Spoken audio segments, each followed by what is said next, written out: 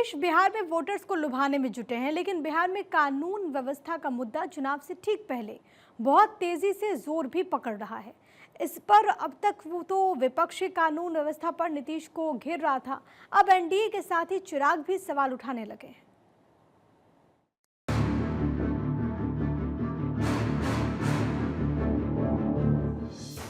चुनाव से पहले बिहार में कानून व्यवस्था बड़ा मुद्दा बनती जा रही है। लगातार बढ़ती आपराधिक घटनाओं के बीच नीतीश कुमार की सरकार सवालों के घेरे में है। अब तक तो विपक्ष ही नीतीश से सवाल पूछ रहा था, लेकिन अब सवाल पूछने वालों में एनडीए के सहयोगी भी शामिल हैं। नाम है चिराग पासवान। हाल फिलहाल के दिनों में जिस तरीके से टारगेट किलिंग भी बढ़ी है, जिस तरीके से अनुसूचित जाति से आने वाले लोगों के लिए, खास तौर पर पासवान समाज के लोगों की भी इस दौरान चुन चुनकर हत्याएं की गई हैं। उसके अलावा भी शहरी इलाकों में भी जिस तरीके से घटनाएं यहाँ पर एकदम से बढ़ी हैं, ये यकीनन सरकार के लिए चिंता का विषय है। केंद्रीय मंत्री चिराग पासवान ने बिहार में बिगड़ती कानून व्यवस्था पर नीतीश कुमार पर सवाल दाग दिया। दावा ये कि पासवान जाति को ज्यादा टारगेट किया जा रहा है और इस दावे में ये दुख भी शामिल है कि चिराग खुद सरकार का हिस्सा नहीं है, वरना हालात तो कुछ और ही होते।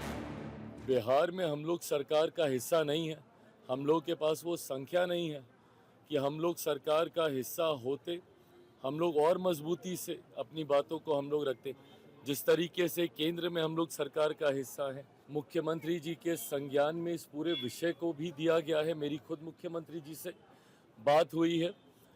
ऐसी घटनाओं में और इस तरीके की जितनी घटना है, जो भी दोषी है बख्शा कतई किसी को नहीं जाएगा।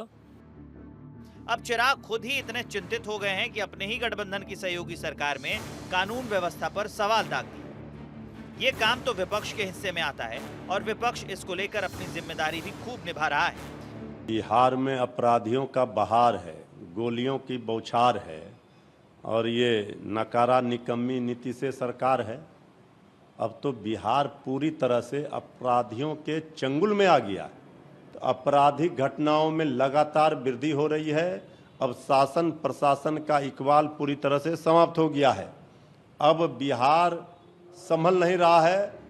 ये सच है कि बिहार में पिछले कुछ दिनों के अंदर वारदातों में इजाफा देखने को मिला है। चुनाव से ठीक पहले आपराधिक घटनाएं सरकार की सेहत के लिए अच्छी भी नहीं है। विपक्ष तो जानता है।